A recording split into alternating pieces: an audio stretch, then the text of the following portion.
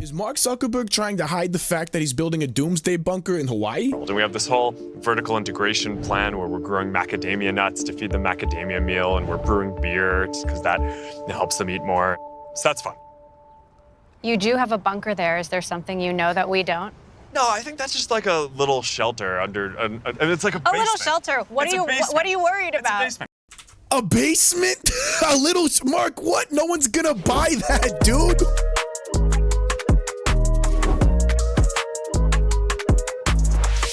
Hey, welcome back, guys. Glad to have you. Let me know what you guys think. Are you cool with Mark Zuckerberg hiding the expanse of his doomsday bunker over there? Because what's crazy is when you actually dig into it and you realize how big it is, I'll tell you why he's hiding it.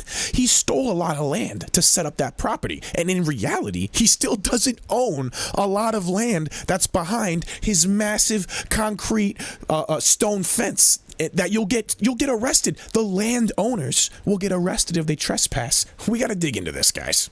You guys tell me, is it natural? Is it natural to have... Dude, did you know this dude made like $300 billion when he first brought Facebook public back in the day? That's wild, man. That's insane amounts of money. And for him to be able to do what he's doing in this new neoliberal era, I mean, we're in the era now of trillionaires. It poses all kinds of questions in our society. But this type of thing, these barons and these kings that we're creating in our new era, this is not capitalism, man. Listen to this stuff. I'm on the island of Kauai, an idyllic destination for honeymooners, Hollywood blockbusters, and now Facebook CEO Mark Zuckerberg's own private sanctuary. So now a billionaire comes in with his money, doing it by force, removing people out of their land. We see these sort of things going on every day.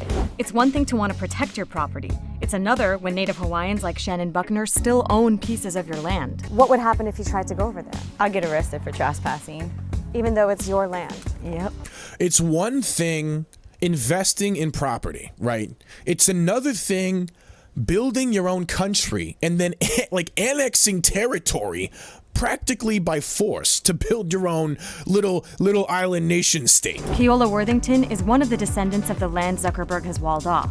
The Facebook CEO paid a reported $100 million to buy the land in 2014, which includes a former sugarcane plantation and a beach previously owned by a millionaire. It's kind of like a repeat of the overthrow of Hawaii, another overthrow. That's how many Native Hawaiians see it. When word got out about the lawsuits, they called out Zuckerberg using his own platform. Zuckerberg apologized and dropped his lawsuits, saying he'll talk to the community and find a better approach. Did he find a better approach, though? Or was that just a PR game? This is the frustrating thing, man. It's hard to save your land when you have a billionaire fighting you for it.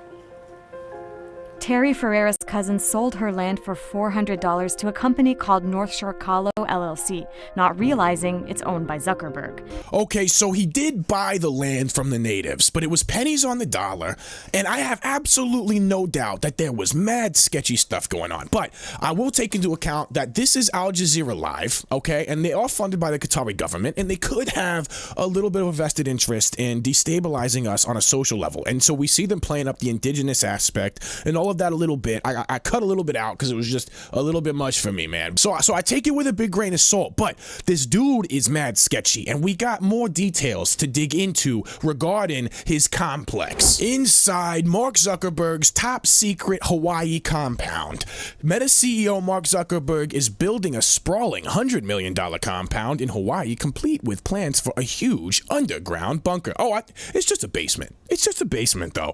A Wired investigation reveals the true scale of the project and its impact on the local community. Security guards stand to watch an entrance gate and patrol the surrounding beaches on ATVs. Pickup trucks roll in and out, hauling building materials and transporting hundreds of workers.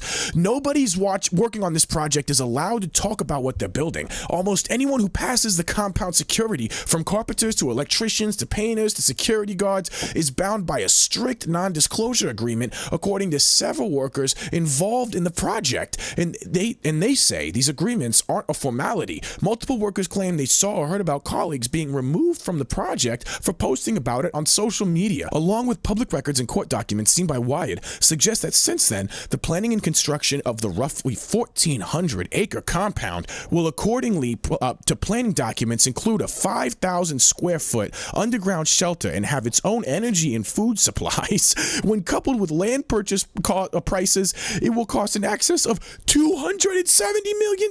What's being built doesn't live up to the Coconut Wireless chatter, but it's close. Detailed planning documents obtained by Wired through a series of public records requests show the makings of an opulent techno Xanadu, complete with underground shelter and with what appears to be a blast-resistant door. According to plans reviewed by Wired, a source familiar with the development, the partially completed compound consists of more than a dozen buildings with at least 30 bedrooms, 30 bathrooms in total. It's centered around 2 mansions with a total floor area comparable to the professional football field. Oh my gosh, 50,000 square feet, 57,000 square feet, which contain multiple elevators, offices, conference rooms, and industrial-sized kitchen. Jeez. So it's like, I bet you it's a resort for billionaires. I bet you it's a resort for billionaires, a little town for billionaires, where they can collectively gather, where they know that none of the serfs are going to be around to ruin their good time. I bet you.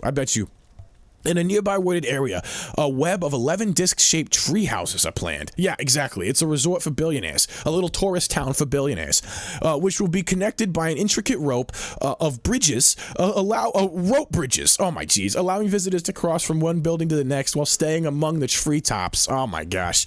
A building on the other side of the main mansion will include a full-size gym, pools, saunas, hot tubs, cold plunge, tennis court. The property is dotted with other guest houses, operational buildings. The scale of the project suggests it will be more than a personal vacation home. Exactly. Yup. He's already hosted 2 corporate events at the compound. Wow. The plans show the 2 central mansions will be joined by a tunnel that branches off into a 5,000 square foot underground shelter featuring a living space, mechanical room, and an escape hatch that can be accessed via a ladder. Wow. So I bet you he'll offer a subscription service where you can use that as your emergency getaway. He's looking to make money on that, on the billionaire subscription. You get what I'm saying? I bet you anything. Oh man, a tunnel that branches, right? An escape hatch access via a ladder. There are cameras everywhere. Wow, 20 cameras in one building, tiny building alone. Many of the compound's doors are planned to be keypad operated or soundproofed. Others, like those in the library, are described as blind doors, made to imitate the design of surrounding walls. Oh, interesting. So they're doors, but you can't see them. The door in the underground shelter will be constructed out of metal filled with concrete, a style common in bunkers and shelters. Yeah, so, dude, he's building a compound. The cost rivals that of the largest private personal construction concepts. All right, man, so this digs into a larger question we need to get into, guys. This brings me to something I want to talk about because it digs into the essence of the industry that Mark Zuckerberg has built his entire empire off of, right? And it's off of exploiting people and exploiting how the mind works. And social media is super destructive to our society, and this is why, okay? This is the alternate, and I usually don't agree with the takes they make, but I'm agreeing with it today, and they're building off of something with the New York Times, and I think it's a very good point, and I want to dig into it real quick. George Orwell was right. Steve Jobs was wrong. A fascinating article in the New York Times this week by Kurt Gray, professor of psychology and neuroscience at the University of North Carolina at Chapel Hill, gives us the beginnings of an understanding of how and why social media is so destructive to society. Gray points out that most people assume humans have historically been predators, the metaphorical big cats of the jungle. In fact, Gray says we've historically been prey, the victims of predators. This picture of fearfulness is consistent with our understanding of human psychology. We are hardwired to detect threats and quickly stay affixed on places where threats were once appeared. Modern humans ensconced in towns and cities are now mostly safe from animal predators, but we are still easily frightened. Whether we're scrolling social media or voting for a presidential candidate, we're all still carrying the legacy of our ancestors who worried about those big cats lurking in the darkness.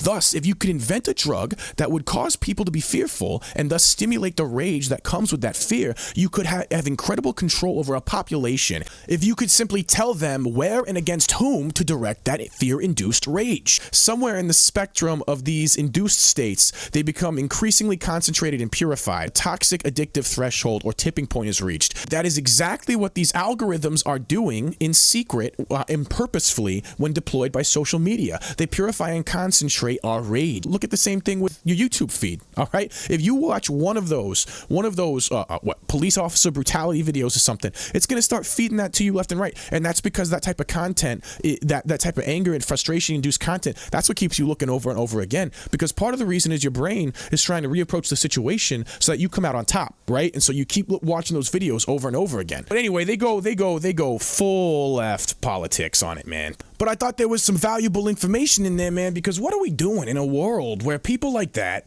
this guy, the Zuckerberg guy, has so much money off an empire built on exploiting us? Like, why are we allowing this to happen? We need to wake up and we need to recognize our own power because we don't need people like this. His money is built on a house of cards. We really don't. The social media, what is it offering us at the end of the day, man? Come on, dude, another addiction? Do we need that? Do we need another distraction from our own lives? That's my whole take on it, guys. But thank you so much for joining me. I appreciate you guys. If you like the content, I got pretty much all my videos are like this. So pick something and enjoy it. I appreciate you. I got music too. So thank you so much for being here. I'll see you on the next segment.